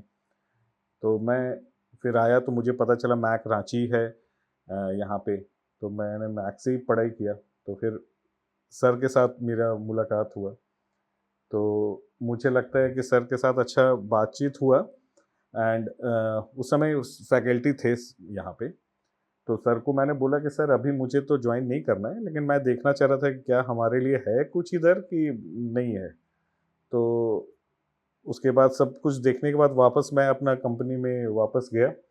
तो फिर 1-2 महीने के बाद सर का ही कॉल आया कि आप आ सकते हो तो आ जाओ, फिर हम लोग इधर साथ करते हैं, क्योंकि इधर अभी है फैकल्टी का ये सब। तो ऐसे करने के बाद फिर मेरा कुछ टाइम के बाद फिर हम लोग एक साथ इकट्ठे हुए, काम स्टार्ट किया। पहले प्रोडक्शन में काम करना अलग होता है, पढ़ाना अलग होता है, बिल्कुल। मैंने ऐसा तैयारी किया था कि अगर मैंने पढ़ा नहीं पाया तो मैं फिर वापस चला जाऊँ। ये तैयारी के साथ आया था कि मेरा उधर नहीं हुआ तो फिर उधर जाना है। और मुझे जो बच्चे भी मिले वो 2-2 बार सारा पढ़े हुए थे। फिर से बोले, सर फिर पढ़ाओगे? यही पढ़ाओगे? मैं बोला हो गया, मेरा खटिया खड़ा हो गया। तो मैंने पढ़ाया और उनको वो कॉन्सेप्ट अच्छा लगा। उन्होंने बोला नहीं आप ठीक पढ़ा रहे हो, सब ठीक था। तो फिर धीरे-धीरे हम लोगों का ये स्टार्ट हुआ। जैसे मैंने आपको बताया कि एक्चुअली सर का ये जो आप बोल रहे हो ना, ये कीड़ा एक होता है। सर का ये कीड़ा बहुत पहले से था। सर प्रोडक्शन हाउस करना है, प्रोडक्शन हाउस करना है अपना। हम लोग बोलते हैं सर अभी अपने पास स्टाफ भी नहीं है, इधर तो हम लोग फंसेंगे तो फिर इधर कैसे होगा, क्लास छोड़ना होगा। क्योंकि हम लोगों ने बहुत सारा प्रोजेक्ट सोचा भी था, किया, कुछ में कामयाबी भी मिला थोड़ा बहुत, और एक बड़ा प्रोजेक्ट नहीं कर पाए हम लोग ने। उसके लिए भी था कि हम पूरा झारखंड गवर्नमेंट का जो यहाँ पे एजुकेशन सिस्टम है उनके साथ मिलकर कुछ करें। और एक्चुअली हमारा ये था कि उनको जो भी हम पढ़ाते हैं ना, जितने भी बुक्स होते हैं वो क्या होते हैं, सारे बुक्स से अच्छा बेहतर मुझे जो लगता है, हम लोगों को जो लगता है, विजुअल से पढ़ाना बेहतर होता है ना। अब फॉर एग्जांपल अगर मैं अभी आपको सोडियम क्लोराइड बोलूं तो आपने केमिकल का नाम सुना, लेकिन कलर पता नहीं कैसा होगा, लिक्विड में है या गैस में, नहीं जानते ना। लेकिन मैंने अगर आपको उसको वीडियो दिखाया शूट करके, तो आप बोलोगे कि अरे वो दिमाग में आएगा, अरे इसका कलर ऐसा है, ये हमेशा भूलोगे नहीं। तो हम लोगों ने उसके लिए भी ट्राई किया था, लेकिन वो नहीं हो पाया। लेकिन सर का था कि नहीं कुछ करते हैं। तो फिर हम लोगों ने किया, थोड़ा 3D में किया, अच्छा किया, फिर धीरे धीरे अच्छा होने लगा यहाँ पे। तो छोटे मोटे काम करते थे हम प्रोडक्शन हाउस से, बाहर के जितने भी रेलवे के प्रोजेक्ट हैं ये सब हम लोगों ने किया है बहुत सारा। उसके बाद फिर अचानक से एक होता है ना कि एक क्या बोले, वो दिन था हमारा कि हम उनके साथ बैठे और उनका जो कुछ एक्टिविटी देखे और वो बड़ा अच्छा लगा। तो हम लोगों ने बोला नहीं अभी टाइम है। और एक तो डीएफएम में हम लोगों ने अभी तक अवार्ड नहीं लिया था, ये भी था कि अपना डीएफएम में भी अवार्ड लेना है, अच्छा करना है, क्योंकि वो ही एक बाकी है अपने पास। तो फिर उसके बाद एक टाइम आया जहाँ पे उन लोगों ने अपना स्क्रिप्ट सुनाया और सर भी थे, उनको पसंद आया, बोले कि चलो अब करते हैं। तो अब कोई कारण नहीं था कि पीछे हटने का, क्योंकि उन्होंने सब सुन लिया। तो ये सब इनका ये बहुत बड़ा हाथ है, क्योंकि ये इनका जो बताया ना मैंने वो कीड़ा वाला, वो बहुत कई सालों से था ये वाला चीज़। तो ये बना, और यकीन मानो मुझे लगा कि ये पता नहीं कैसा बनेगा, क्योंकि टीम सब ना अलग-अलग थे। सबका कुछ ना कुछ इश्यू था। यकीन मानो सबका, कोई कुछ के लिए परेशान, कोई कुछ के लिए परेशान। तो लगा कि ये टीम बिखर ना जाए, लेकिन नहीं, बिखरा नहीं, वो पूरा संभल के इकट्ठे रहे वो। और ये प्रोडक्ट जो बना ना वो वाक़ई अच्छा बना। क्योंकि मैं अच्छा क्यों बोल रहा हूँ, क्योंकि जितने भी हमने डीएफएम बनाया उससे बेहतर बना। और ये प्रोजेक्ट बहुत कुछ सिखाया, क्योंकि एपिसोड 1 से 2 में आप जाओगे ना तो बहुत सारा आप चेंजेस देखोगे, आप एक्टिंग वाइज ये सब भी सब कुछ चेंजेस देखोगे। तो बहुत बेहतर बनते गया, और यकीन मानो अगला अगर हम लोगों ने ये किया तो वो थोड़ा और शानदार निकल कर आएगा। सर बहुत ही इंस्पिरेशनल जर्नी है, एंड आई मस्ट से कि Mac is really doing wonders for Ranchi and for Ranchi people. और आई विश कि ये एक हब बन जाए, क्योंकि सर वो कहते हैं ना कि अगर कोई भी शहर अगर होता है ना तो सिर्फ एक फील्ड से सिर्फ फेमस नहीं हो सकता है, सारी चीज़ों को मिला करके। जैसे Jharkhand is famous bye MS Dhoni, Jharkhand is famous by sports और एनीथिंग, बट आई विश कि बस एक सिनेमा की जगत से भी झारखंड फेमस हो।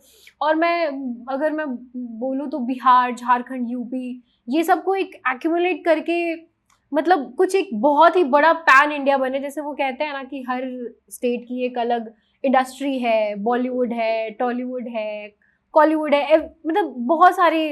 तो मैं ये विश करूँगी कि बस झारखंड का भी एक हो कि या we the people of Jharkhand doing wonders, and for of course will do wonders definitely. And I wish कि बस ये एक जो क्रिएटिविटी का जो हब और एक जो चिंगारी सुलगाया है ना मैक ने और फोकस सिनेमैटिक्स ने, आई जस्ट विश कि, और सर होगा भी बिल्कुल, जैसा हमने ट्रेलर में देखा और जो व्यूअर्स का भी जो रिस्पॉन्स रहा है, it's very positive. And I've also sent like trailers to my friends and family friends also, and they've appreciated, they're actually shocked कि झारखंड में ये सब भी होता है, वाओ वेब सीरीज बन रही है। They are curious, कहीं ना कहीं उनको पता नहीं है कि Jharkhand is also capable of doing wonders, and for sure will do wonders. You know what? एक क्या था कि जब हमारा प्रेस कॉन्फ्रेंस चल रहा था, तो दैट टाइम कुछ प्रेस वाले ने ये क्वेश्चन अराइज किया, क्या वाकई में आपने झारखंड मतलब रांची से कास्ट को उठाया या फिर कहीं और से? हमने कहा कि जब हमारे यहाँ पे जब टैलेंट यही है तो हम बाहर का हम क्यों देखेंगे।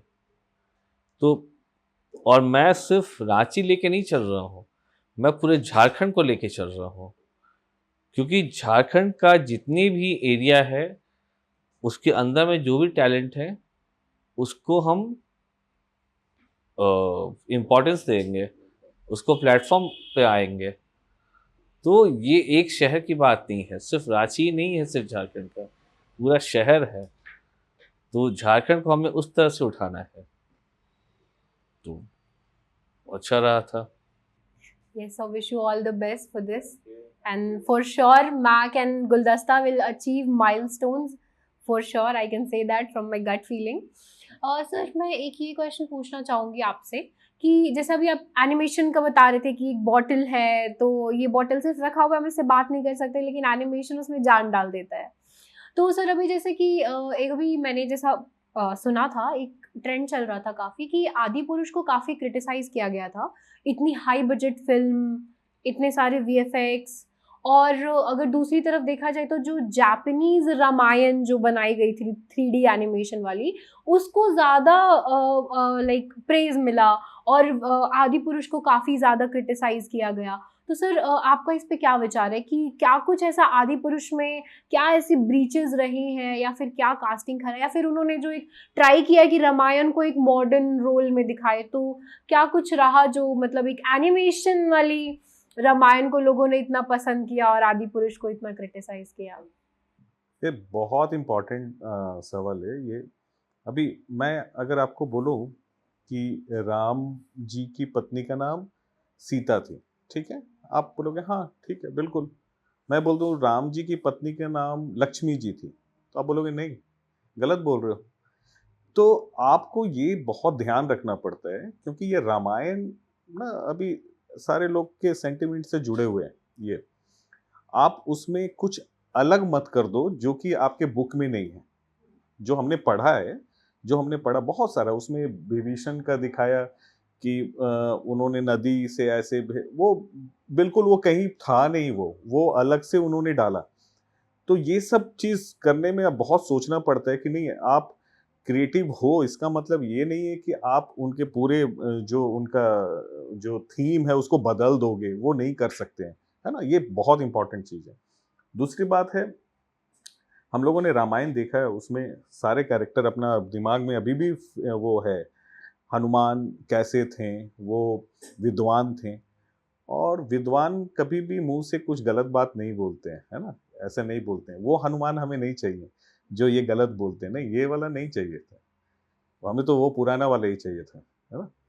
सर जैसे 90s के रामायण में अरुण गोविल ने राम जी का कैरेक्टर प्ले किया था, उनके बाद उन्होंने कुछ शोज़ में बताया भी कि कैसे वो जब एयरपोर्ट पे आते थे तो लोग उन्हें प्रणाम करने लगते थे कि प्रभु मुझे आशीर्वाद दे दो, कृष्ण जी का भी जो 90s के रामायण में माफ़ करिएगा मुझे उनका नाम याद नहीं है, बट कहीं ना कहीं हाँ भारद्वाज समथिंग। तो उनका जो इनएक्शन रहा है इतना सॉफ्ट रहा है कि कहीं ना कहीं लोग अगर अगर प्रे भी करते हैं तो उनके चेहरे सामने आ जाते हैं। तो ये सारी चीज़ें थी पहले की मूवीज़ में एक सॉफ्टनेस थी। पहले के लोग माइथोलॉजी या फिर जो हमारी उस पे छेड़छाड़ नहीं करते थे, जो जैसा था उसको डिलीवर करते थे।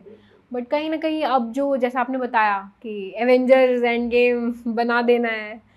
एक्चुअली वो इस मूवी का वो खराब होने का सबसे बड़ा कारण था ना कि वीएफएक्स था लेकिन बहुत ज़्यादा था। जहाँ ज़रूरत नहीं है वहाँ भी वीएफएक्स था। तो ये प्रूव करना कि मेरे टीम को वीएफएक्स आता है ये स्टोरी को हिट नहीं कराता है। ये बहुत मायने है। और दूसरा हम लोगों ने बताया ना, स्टोरी आप लाइन चेंज करोगे तो गड़बड़ होना ही है। उन्होंने गलती से, अच्छा हुआ कि राम के पिता का नाम दशरथ ही रखा, कुछ और तो अगर वो चेंज करते तो वो भी कुछ कर सकते थे। तो बहुत सारा ये चीज़ था वो। और जो जो लोगों के सेंटिमेंट्स और भगवान से जुड़ी मूवीज़ होती है उसमें तो खास करके लोगों को ध्यान रखना चाहिए कि वो लोगों के सेंटिमेंट्स को हर्ट ना करें। बिल्कुल बिल्कुल बिल्कुल। सर जैसे कि अभी एक मूवी आई थी काफ़ी डेकेड्स पहले, शाहरुख खान की रावण मूवी आई थी। तो उसमें जो वीएफएक्स उस टाइम के हिसाब से काफ़ी एडवांस थे और वो एक ना फ्यूचरिस्टिक थॉट था कि हाँ वो जैसे हॉलीवुड में एवेंजर्स है तो इंडिया में भी है जीवन और रावण। तो कहीं ना कहीं लोग उसको उस चीज़ को उतना समझ नहीं पाए, लेकिन वो हॉलीवुड में एवेंजर्स के पीछे भागते गए। तो आपको क्या लगता है कि ये जो जॉनरा है मूवी की, तो ऐसी मूवीज़ और बन के आनी चाहिए और इंडिया के में भी एक ऐसा एवेंजर्स का इकोसिस्टम बने, कुछ ऐसा मल्टीवर्स जिसको कहते हैं वो बने? ये बिल्कुल ये बन रहा है। अभी आप बात करो, अगर आप बाहुबली देखोगे तो वाकई बोलोगे कि शानदार मूवी थी। उसमें वीएफएक्स भी कमाल का, स्टोरी भी कमाल का, एक्टर भी कमाल के और डायरेक्टर तो हैं ही कमाल के। तो वाकई अभी अगर आप वीएफएक्स का बारे में बात करते हो तो इंडिया का अगर बेस्ट मूवी में बोले तो कल की आप देखो, क्या शानदार वीएफएक्स है, बहुत ज़बरदस्त वीएफएक्स है। अगर वो वीएफएक्स से आप कंपेयर करोगे हॉलीवुड से तो बिल्कुल कर सकते हो, 1 to 1 कर सकते हो। तो बहुत शानदार है। अब वो धीरे धीरे इम्प्रूव हो रहा है, क्योंकि एक बात सीधी सी है कि जो भी बड़े कंपनी है उनका प्रोडक्शन हाउस इंडिया में है, चाहे वो कोई भी टेक्निकल और वो कोई भी हो, जो भी है, बहुत सारी कंपनी है। तो वो कंपनी जो काम कर रहे हैं वो इंडिया के बंदे ही काम कर रहे हैं। वो वीएफएक्स आर्टिस्ट जितने भी हैं, रेड चिली हैं, जो भी हैं, सब इंडिया के यहाँ के ही हैं, वो आर्टिस्ट हैं, वो काम कर रहे हैं। तो उनको पता है कि वो क्या स्टैंडर्ड रखना है, मुझे वो चीज़ उनको पता है। तो ऐसा नहीं है कि इनको पता नहीं है। अभी क्या होता है इंडिया में, प्रॉब्लम क्या होता है, बजट का एक होता है।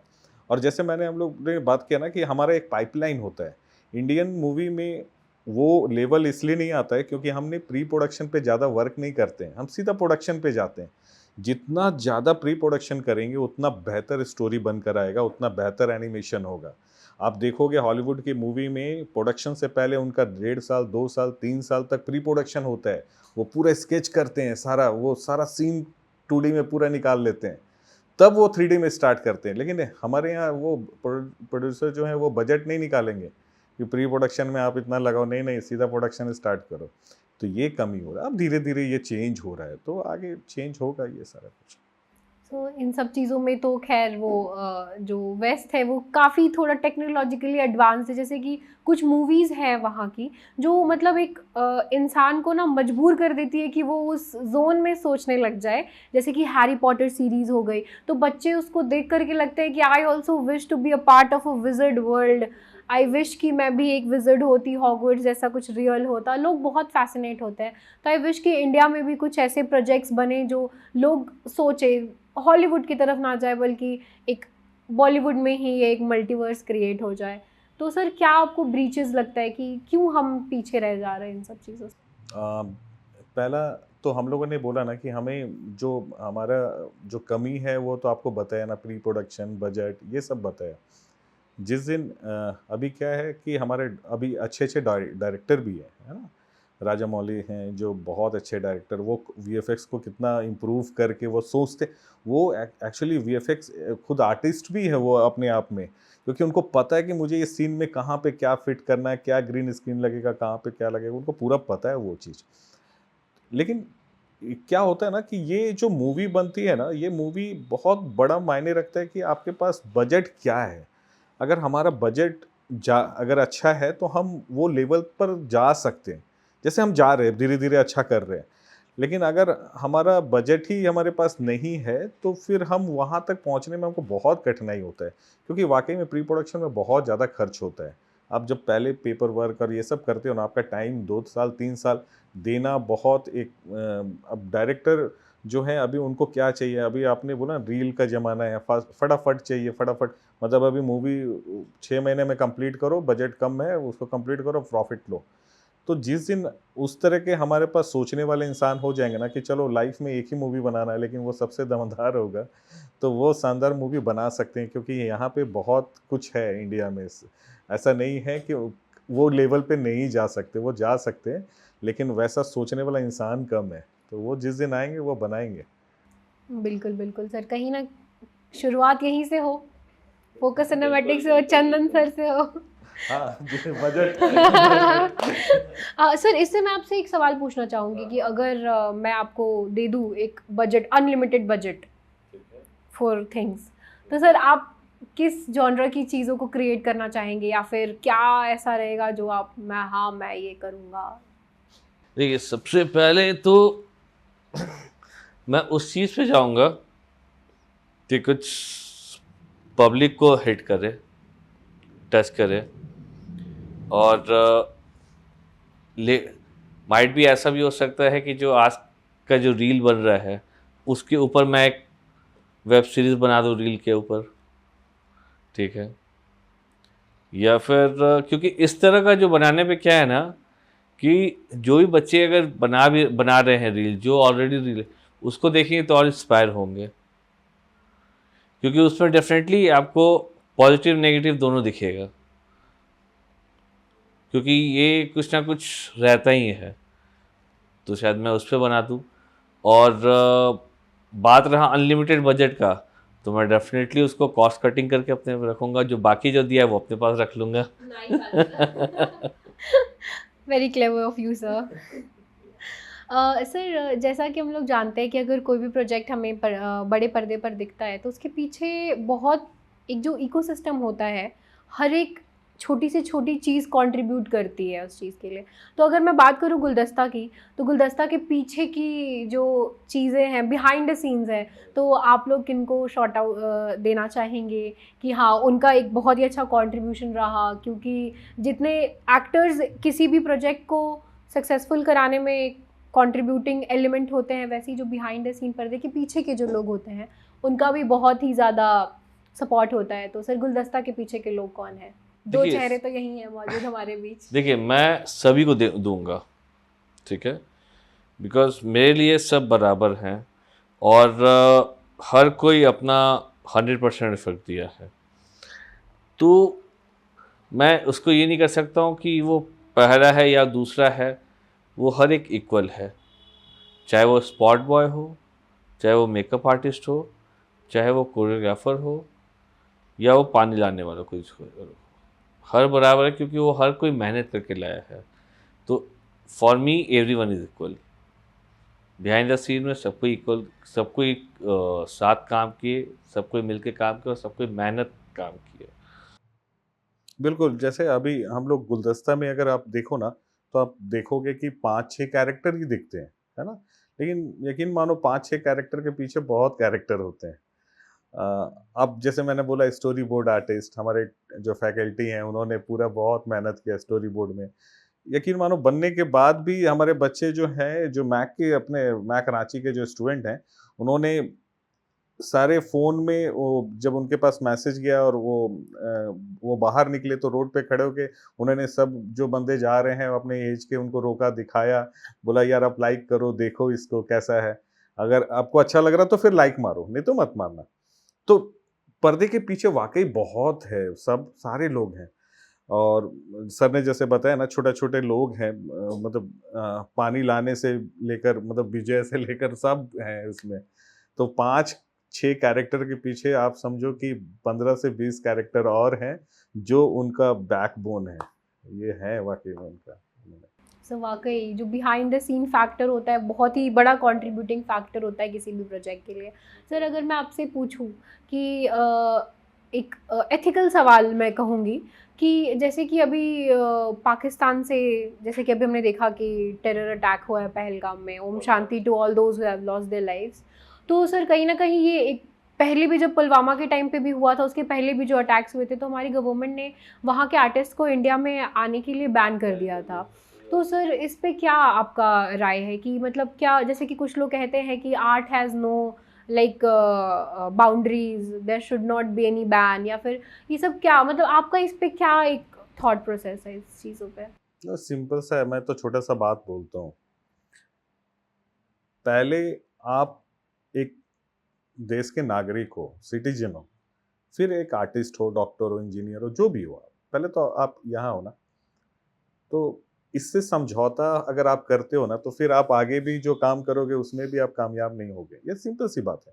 हम आर्टिस्ट को बुराई नहीं कर रहे कि वो आर्टिस्ट हैं, उनको नहीं लाना चाहिए इंडिया में, या यहाँ के आर्टिस्ट को नहीं जाना चाहिए, वो मतलब नहीं है। लेकिन दोनों चीज़ साथ नहीं चल सकते ना, कि आप एक तरफ आप बंदूक मार रहे हो। अभी जिनका जान गया, वो क्या उनका गलती था? उनसे आप पूछ रहे हो किस धर्म के हो और मार रहे हो, तो ये क्या है ये सब चीज़? ये तो कोई धर्म सिखाता भी नहीं है ऐसा, कोई नहीं सिखाता है ऐसा, किसी भी धर्म में ऐसा होता ही नहीं है कि आपको ऐसे बोलना है मारना है, ऐसा कहीं नहीं है ना? तो कुछ गलत लोग हैं, तो गलत लोग को जो आप सपोर्ट करते हो, उनको सपोर्ट देना बंद करो ना, पहले सपोर्ट देना बंद करो। आप सपोर्ट नहीं दोगे, खुल के आप बोल नहीं पाते हो, अगर खुल के बोल पाओगे तो हो सकता है आपका भी रहना मुश्किल हो जाए वहाँ। तो आप जब अपने देश के साथ नहीं, मतलब एक बुरे चीज़ को आप बुरा नहीं बोल सकते हो, तो आप यहाँ आके काम कैसे करोगे? फिर एक आर्टिस्ट का जो आप बोल रहे हो कि वो किसी का, वो मतलब वो कोई रोक नहीं सकते हैं उनको, कुछ नहीं, तो वो जब एक बुरे काम को बुरा नहीं बोल सकते हैं, तो फिर कैसे वो काम करेंगे वो? तो बिल्कुल पहले कंट्री बिफोर एनीथिंग, वो कहते हैं ना, एक थॉट भी है कि hello the country you live in and support the ideology of your country because country comes first. तो सर अब बहुत सारी सीरियस बातें हो गई, अब कुछ माहौल को लाइट करते हैं। देश दुनिया की बहुत सारी बातें हो गई। सर हमने एक सेगमेंट लॉन्च किया है कि थोड़ा हंसिए और थोड़ा टांग खिंचाए, जिसमें ऑनेस्ट आंसर्स ओनली। तो सर सबसे पहला सवाल, सेट पर कोई ऐसा फनी मोमेंट? बहुत सारे थे। बहुत सारे। कोई एक इंसिडेंट जो आप कोट करना चाहेंगे? मैं नाम नहीं लूंगा, लेकिन उसमें एक जो बंदा था उसको भूख बहुत लगता है।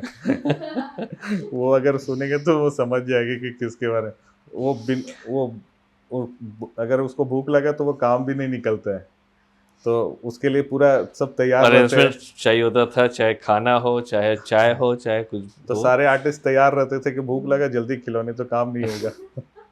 सर किस स्टूडेंट का सबसे ज़्यादा एक्सक्यूजेस रहते थे सेट पे? सभी के किसी एक के नहीं, सभी के होते। सर थोड़ा ये हो गया, सर थोड़ा कॉलेज में जाना है, ये जाना है, तो थोड़े बहुत सबके वो चलते थे वो। तो सर अगर मैं पूछूं तो आप दोनों में सबसे ज़्यादा मतलब स्ट्रिक्ट कौन है? सर है, क्योंकि डायरेक्ट सर प्रोड्यूसर है, सर ने पूरा पैसा निकाला है। तो वो तो फीलिंग आएगा, भाई अच्छा बनाओ, नहीं तो फिर नहीं देंगे वो। और छुपा रुस्तम कौन है? छुपा रुस्तम है। सीक्रेटिव पर्सनालिटी ऐसा है कि इनको पता है कब किसके लिए, अगर आप सही हो तो सही आपको ले लेंगे, और या फिर गलत हो तो फिर बहुत अच्छी तरह से पूजा करेंगे। तो सर जब शूटिंग चल रही थी तो सेट पे क्या आप, जैसा सर ने बताया कि स्ट्रिक्ट आप हो, तो फिर क्या मतलब एक ऐसा बॉसी एटमॉस्फेयर था, या फिर एक सपोर्टिव था, या फिर आप भी बच्चों के साथ बच्चे बन जाते थे? फ्रेंडली एटमॉस्फेयर था, क्योंकि आप सबसे ये चीज़ था कि अगर आप वहाँ पे बॉस की तरह रहोगे तो फिर सब उसी तरह से, फिर कैरेक्टर में कोई घुस नहीं पाएगा।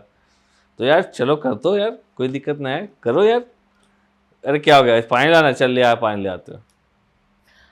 सर जैसा कि अभी हमने पहले भी एक पॉडकास्ट शूट किया है गुलदस्ता के लीड एक्टर और लीड डॉटर रोल जो प्ले कर रही हैं उनके साथ, तो उन दोनों का काम देख के आपको कैसा लगा? क्या मतलब बेटर परफॉर्मेंस आई, क्या कुछ जो आप बताना चाहेंगे? बहुत ही शानदार, दोनों का कैरेक्टर बहुत ही लाजवाब है, और डायलॉग डिलीवरी बहुत मस्त। मज़ा आ गया। जो कुछ पहला जो है परेशान होता है अपने चड्डी की वजह से, और जो बच्ची रहती है वो भी कुछ अलग ही परेशान रहती है। और हम लोगों को ये भी ऐड करना होगा, जो फादर का रोल जो किया अभिषेक पांडे है ना, उसे बस यही कहना है कि भाई डांस मत करना अब। सर अगर मैं पूछूं कि अगर आप दोनों के रोल्स एक्सचेंज कर दिए जाए तो फिर आप बीइंग सुमित सर क्या एक उनका एट्रीब्यूट अडॉप्ट करना चाहोगे, और आप बीइंग चंदन सर क्या? डेफिनेटली एज अ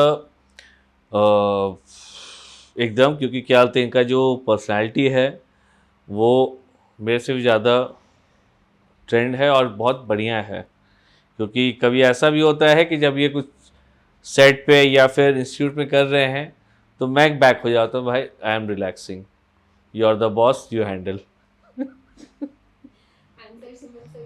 पता है, मैंने सर को भी बार बार बोला है कि मैंने जो बोलते हैं ना रहीसी जो सीखी है ना वो सर से सीखी है। लाइफ तो जी रहा था, लेकिन एक होता है ना कि ये जो आया है वाकई में इन्होंने बनाया है वो चीज़, क्योंकि इन्होंने बोला कि आपको करो, आप जैसा करना चाहते हो। ऐसा नहीं था कि मैं फर्स्ट टाइम आया और मैंने ऐसे कमांडिंग कर लिया, बिल्कुल नहीं, उन्होंने खुद बनाया कि आप करो, मैं साथ हूँ। तो जो बोलते हैं ना एक पावर देना, वो करना, ये वो बिल्कुल। और वो हम लोगों ने बार बार सर से मैंने ऐसे भी बोला है कि एज ए इंसान अगर आपको बनना है तो इनके जैसा बनना चाहिए। बहुत शानदार इंसान है, बहुत शानदार इंसान, ज़बरदस्त। अगर बच्चों को किसी को पार्टी चाहिए ना टीम में, वो मेरे से नहीं बोलेंगे, सर को बोलेंगे सर भूख लगे, अच्छा सर करवा दीजिए सर। तो ये सर अगर आप दोनों को एक दिन के लिए मैक का स्टूडेंट बनने का मौका मिले तो आप कौन सा सब्जेक्ट बंक करेंगे? कौन मैं सा अपने सब्जेक्ट बंक सब्जेक्ट करें? बंक कर दूंगा, अपना सब्जेक्ट बंक करेंगे? बिल्कुल। And Chandan sir you? मेरा जो रहेगा वो सब सारा सारा बंक करेंगे। 2 दिन छुट्टी पे। अगर गुलदस्ता का कोई कैरेक्टर अगर रियल लाइफ में इनैक्ट हो जाए या फिर रियल लाइफ में हो तो कौन सा कैरेक्टर सबसे ज़्यादा परेशान करेगा? सबसे ज़्यादा परेशान करेगा मामा का कैरेक्टर। मामा, ये अब अभी हमारा फर्स्ट एपिसोड में नहीं है, ये सेकंड एपिसोड में आएगा। उसमें जो मामा का कैरेक्टर है वो बड़ा यूनिक है, वो बहुत परेशान करता है। मतलब सारे लोग जो है ना अपने साले से बहुत डरते हैं। तो अंदर की बातें बाहर निकल रही हाँ, हैं। तो वो जो डरावना जो कैरेक्टर है ना, वो बहुत डराने वाला है, बिल्कुल। बस ये सीन कट कर दिया जाए, सर के घर तक ना पहुंचे। सर जैसे कि तारक मेहता का उल्टा चश्मा में जेठालाल हमेशा अपने साले सुंदर से परेशान रहता है, तो क्या रियल लाइफ में आपके साथ भी ऐसा कुछ है? या फिर हमें ये ऑन कैमरा डिस्कस नहीं करना चाहिए? ये सर बताएंगे, पर्सनल सर बताएंगे। बिल्कुल। अगर कोई अगर दुखी आत्मा है तो घर पे वो नहीं शेयर कर सकता है, वो अपने दोस्तों के बीच ही शेयर कर सकता है कि साला है वो साला आ गया।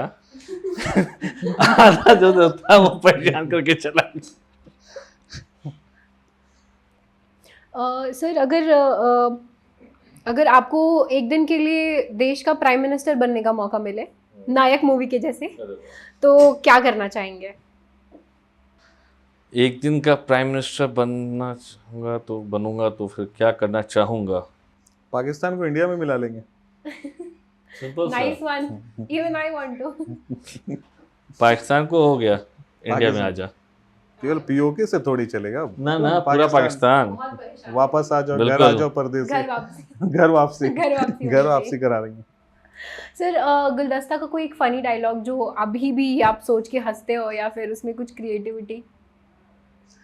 वो बहुत सारे हैं। अभी अगर हम लोग आगे का नहीं बता रहे क्योंकि अब वो आने वाले हैं, लेकिन अगर आप एपिसोड 1 का अगर आप देखोगे तो जब वो फादर जो होते हैं, जो अभिषेक ने रोल किया है, वो जब वो अंदर जाते हैं और वहाँ से आवाज़ लगाते हैं अपनी वाइफ को, सुनती हो, अरे सुनती हो, अरे सुनती हो वो बहुत शानदार है, वो बहुत शानदार है। और अब उसके बाद जो जो हमारा और भी बेस्ट वाला है ना, वो सेकंड एपिसोड में आएगा, जब वो साले आएंगे ना, तो वो बड़ा शानदार शानदार, वो छोटे छोटे बहुत शानदार है उसमें। सर आपका कोई हिडन टैलेंट? मेरा कोई हिडन टैलेंट सर का बहुत है। So would you mind sharing? सबसे ज़्यादा ये रहता है कि क्या कहते हैं, एक सिंपल से मस्ती करना सबसे ज़्यादा मुझे पसंद है। वैन जब बाहर निकलते हैं हम लोग घूमने के लिए पूरा स्टूडेंट्स के साथ में, तो उस समय जो हमारा जो रहता है वो एकदम अलग हो जाता है। उस समय हम कोई डायरेक्टर नहीं रहते हैं, कोई नहीं रहते हैं, हम मिक्स रहते हैं और मस्ती पूरा करने का बहुत रहता है। और कुछ मौका मिलता है तो किसी के थ्रू खिंचाई कर लेते हैं, तो वो एक है मज़ा। सर आपका कोई हिडन टैलेंट? सर का भी बहुत ज़्यादा है हिडन टैलेंट। और ऐसा रहता है कि वो एक्चुअली मुझे भी नहीं पता होता है वो बाद में नहीं पता चलता है। बाद में पता चलता। अच्छा ये भी है। सर अगर गुलदस्ता में हर रीटेक पर फाइन लगता तो सबसे ज्यादा पैसे किसको देना पड़ता है? अगर वो छोटा वाला बच्चे को क्योंकि वो एक्चुअली वो मतलब वो इस डायलॉग तो वो समझता है वो, लेकिन जो उसकी फीलिंग है ना, उसको थोड़ा सा समझने के लिए टाइम लग रहा था वो। लेकिन हाँ, वो फिर धीरे धीरे वो भी हाँ वो इम्प्रूव हुआ उसमें। बाकी सबको क्लियर था कि क्या करना है, तो ऐसा कुछ नहीं था बाकी में कि वो हाँ डांस वाले में अगर आप बोलो तो मामा को बहुत ज़्यादा देना पड़ता है, क्योंकि उनका डांस जो था सबसे वो बढ़िया डांस उन्हीं का हाँ वो अगर आप सनी देओल को भी उनके साथ डांस कराओगे तो वो बेस्ट करेंगे उसके सामने, तो वो उस लेवल का वो डांस कर रहा था। सर अगर आपको कुछ एक डायलॉग जो सर को देना हो जो उनकी पर्सनालिटी को फिट करता हो, और सर सेम टू यू, अगर आपको कुछ एक डायलॉग या फिर एक कोई कैरेक्टर जो रिलेट करके जो सर के एट्रीब्यूट्स को बताता हो, तो वो क्या होगा? तो सर का तो अभी उन्होंने बोला अभी जस्ट ये नहीं, जहाँ से खड़े होते हैं लाइन वहीं से शुरू होती है। ये स्टाइल है। हाँ ये स्टाइल है, जहाँ से वो बोलते ये ना, ये वाला चीज जो है ना, ये हम लोग में भी डाल दिए हैं। हमारे सारे जितने फैकल्टी मेंबर हम लोग भी, तो हम लोग वो करते रहते हैं। वो बिल्डिंग में ये सब तमाशा होता है कि यहाँ से यहाँ पे अगर शुरू खड़े हो गए तो यहीं से लाइन शुरू हो गया। तो ये सर का ये बेस्ट डायलॉग है। Very interesting personality though, sir, I must say.